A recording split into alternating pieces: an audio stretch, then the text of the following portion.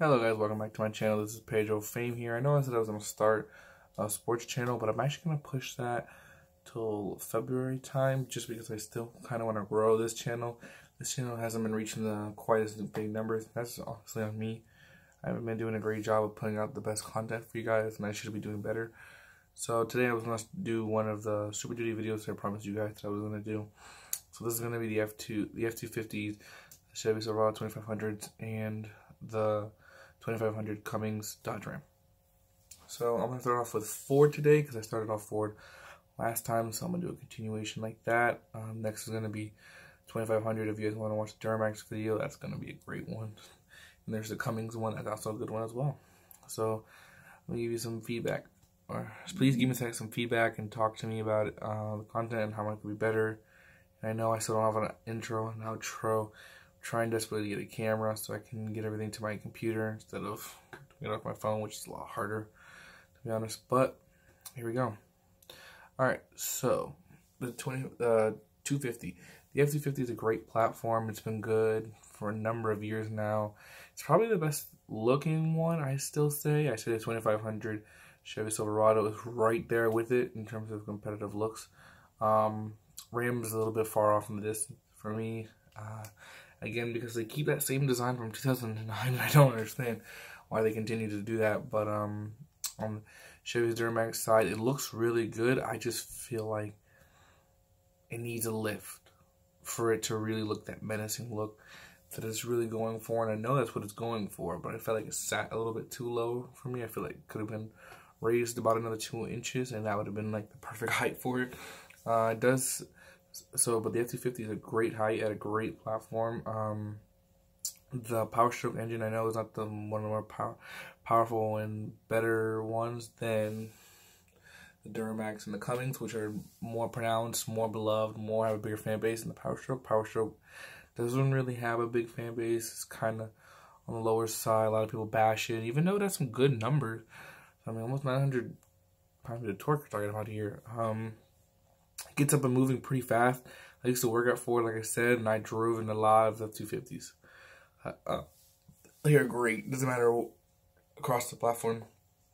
I would definitely say the Platinum is definitely the smoothest ride. But if you want the most bang for your buck, I would suggest the King Ranch. But just because you're paying about $5,000 less, that $5,000 is a pretty big deal, especially when you add up the taxes and all that and the fees. So it's definitely a bigger difference there. The F-250 does really, really well in towing. It's very competitive compared to the Duramax and the Cummins. Doesn't fall short on anything. It put together pretty well.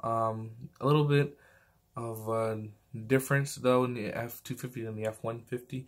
You're noticing the grunt of that diesel V8 definitely sounds a lot better than the Coyote engine of the V8 and the 150.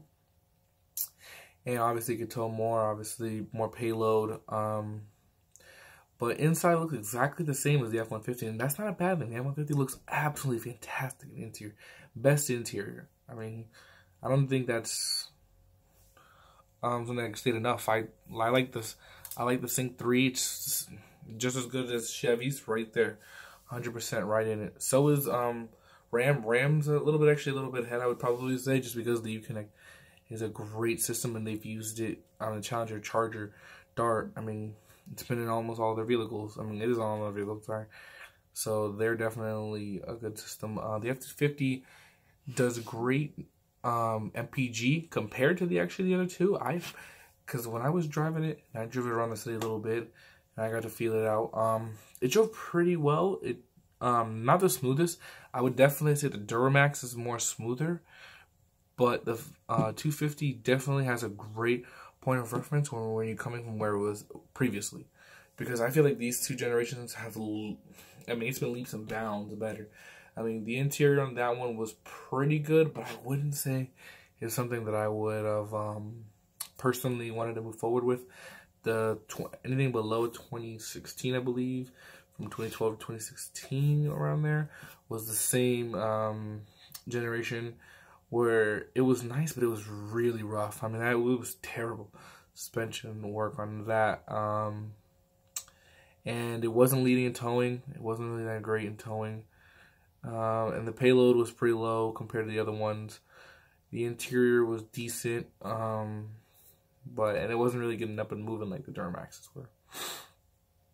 But I think that generation actually did pretty well in sales still, which is a testament to how Ford does it. I mean, Ford is one of the best at marketing, and they will market the hell out of their trucks, and they do a great job with that. And that is the #1 selling vehicles is their trucks, and that should be, because they make one of the best trucks out there. They sell great with them, absolute great options with them, and you could configure your truck a million different ways, and they can come out a million different styles. So that's one of the better things about the F-250. Pricing wise, it is very good. It's, I'm talking about starting at like 60 grand, which is really good compared to the Duramaxes, which are starting at like 70, 72. And dealer markups could be a pain in the butt depending on which one you get. I mean, they do not budge for Chevy and Dodge. They will stick to their guns. Ford a little bit more flexible and have a little bit more incentives for their Super Duty trucks. You're just depending on your credit and depending on if you're going to finance it or not. If you're going to cash it out, obviously there's no incentives. It's going to be the same regular as the other ones. If you're going to do financing, there's going to be bigger incentives. And I just want to give it a quick shout out to Lisa. She works at Cargo Delayed Ford. If you ever need any Ford vehicles or even vehicles from other manufacturers, they have tons of them there. I used to work there. She's great. She's awesome. She will hook you up. Tell her I sent you. Tell her Pedro sent you, or PJ, however she knew me by. But she is great. I would definitely recommend her to get your deal done. She does great work. Please like and subscribe. That was the video.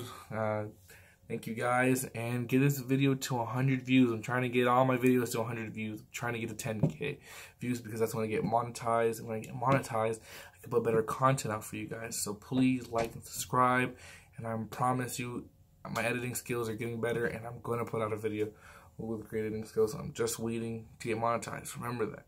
All right. Next day.